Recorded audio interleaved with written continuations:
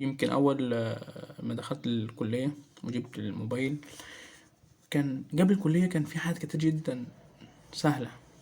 يعني بمعنى إن أنت تقعد كده هادي كده، شيء سهل إن أنت تقرا شوية قرآن كده وأنت منعزل عن العالم، دي شيء سهل. إن أنت تعمل حاجات كتير كانت سهلة جدا تعملها في الوقت ده، لأن ما كانش فيه الضجة اللي حواليك، مش قادر تبعد نفسك عن التشتيت والأحداث اللي عمالة تجري دي.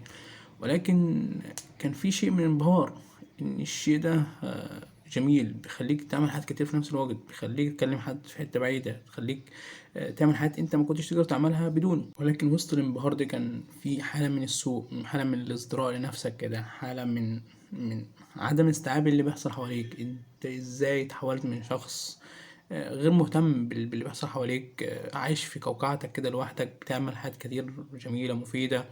يمكن دي كانت ميزك عن ناس كتير حواليك، ولكن فجأة تحولت شخص مش مبالي بمرور الوقت، مش مبالي باللي انت بتعمله، مش مبالي بالذنوب اللي انت بتاخدها سواء من السوشيال ميديا. ودي قصة لوحدها تاني. اصلا السوشيال ميديا دي لعنة، والله العظيم انا بعتبرها لعنة. سواء الانستجرام ده بوريك الدنيا من نافذة ان انت عايش في جحيم، والناس اللي على السوشيال والناس اللي دي هي جنة، دي جنة وانت مش عارف تطولها. انت عايش في حتة منعزل عنهم. انت عايش في حتة اللي هي مش عارف اوصفها لك، حتة يعني دارك بالنسبة لهم. هم عايشين في النور، انت مظلم، انت مش قادر توصل للناس دي. ولما تيجي تعمل حاجة عشان توصل للناس دي او تبقى زي الناس دي، بتكلفك كتير، بتكلفك كتير عن دينك واخلاقك وكل حاجة. بتكلفك كتير ان انت عشان تبقى فرفوش زي ما هم بيقولوا، اللي انت بتدفع من كرامتك ومن شرفك ومن حاجات كتير، بتدفع جزء من دينك تتنازل عنه علشان تبقى شبه الناس دي. فالسوشيال ميديا دي قصة أصلا ممكن نعمل عنها فيديو لوحديها، إن هي ازاي بتاكل في ديننا وفي عظمنا، بتفتتك من جوه، بتبعد عنك المشاعر. وازاي انت تكون متعاطف مع قضية معينة أو تتعاطف مع الحق، ازاي هي بتخليك تنتقل من حتة انت تتعاطف مع شخص اللي هو صاحب الحق، لشخص هو مغتصب، هو محتل يعني بطبيعة ذاته، هو أصلا شخص سيء وانت تتعاطف معاه. هي قصة، هي القصة بطبيعة الحال الإنسان بيتعاطف معاها. فهي السوشيال ميديا بلورت الحتة دي، بلورت القصة في صورة أنت تقدر تتقبلها، تقدر يعني إيه، يمررها ليك بطريقة حلوة. فالموبايل والله العظيم هو زي ما هو كويس، هو ضار جدا. ويمكن اكتشفت ده مؤخرا لما قعدت أكتر من 3 شهور من بداية الترم التاني. بداية الترم التاني في السنة اللي فاتت، بداية الترم ده جديد، أنا حاسبها على حسب السنة الدراسية. بقيت أتخلى عن السوشيال ميديا، أتخلى عنها فترة. الفترة دي يعني 6 شهور اهي، جاهل كله، انستا شايلها كل حاجة، هو اليوتيوب بس. يعني ممكن لما بحب أعمل حاجة ممكن اليوتيوب. والله العظيم كمية وجد اتعلمت فيها بايثون، برمجة، تمام. اتعلمت منها ازاي انظم وقتي، تمام. اتعلمت منها ازاي فوتوشوب، اتعلمت منها افتر افكت، اتعلمت منها بريمير، اتعلمت فيها ازاي ما انتج على كاب كات. اتعلمت في حاجات كتير، مش هقول لك انت ممكن تعمل زي، ولكن ليه تضغط نفسك في الدوامه بتاعت مش هقدر اعمل حاجه دي. في ليه حاجه كلبشاك على طول، حاجه ماسكاك مش قادر تتحرك منها. يعني ايه يا عم، في ايه؟ مش يعني ما احنا كنا عايشين قبل الموبايل، والله كنا عايشين قبل الكلام ده بحياة سهلة كده، حياة بسيطة، مش فيها نوع من الكلكعة اللي انت واخدها. ودلوقتي بقى السوشيال ميديا مش عارف ايه. افصل كده، جرب افصل. طب والله العظيم نص مشاكلك لو سبت السوشيال ميديا هتنحل. انا بقول لك اهو وعن تجربه. جرب نص مشاكلك، سواء انت كانت اباحيه، سواء كانت اخلاقيه، سواء كانت نظرات غير لائقه لاشخاص معينه، سواء افكار في السم العسل، سواء اضطراب في النفس، مش عارف تنام، دماغك كل شويه ايه اللي هيحصل. بعيدا عن المجريات اللي عماله تحصل حواليك كده، تعزل نفسك كده شويه. انت اصلا دماغك هتنفجر، لان انت دماغك اصلا ماشي على طول حاجه عماله تعمل ستيميوليشن، تحفيز بسرعه.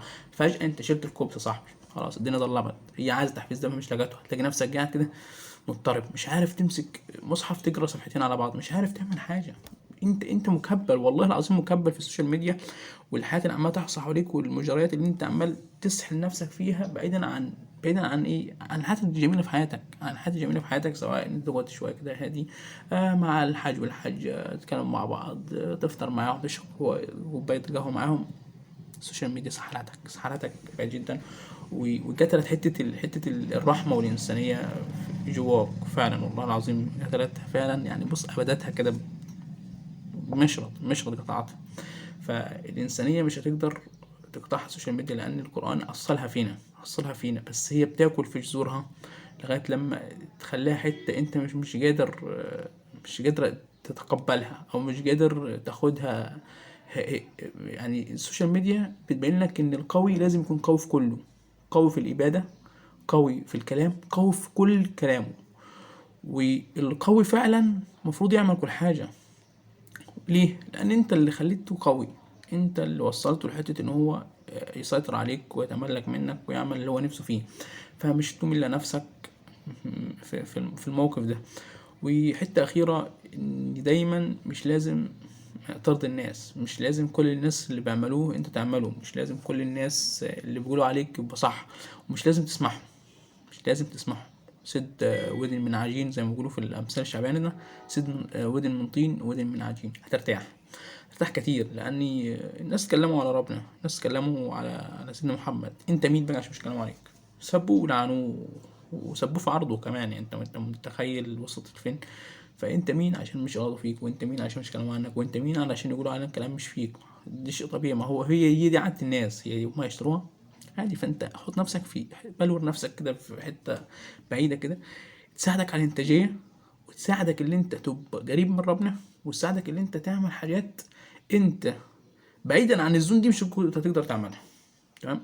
بص، مش حاول تقنعني اللي انت هتقدر تعمل حاجات وانت قاعد 24 ساعه على الموبايل. مش تقدر تقنعني ان انت هتقدر تصلح حياتك وتتجوز وتعمل حاجات كتير وانت قاعد على السوشيال ميديا.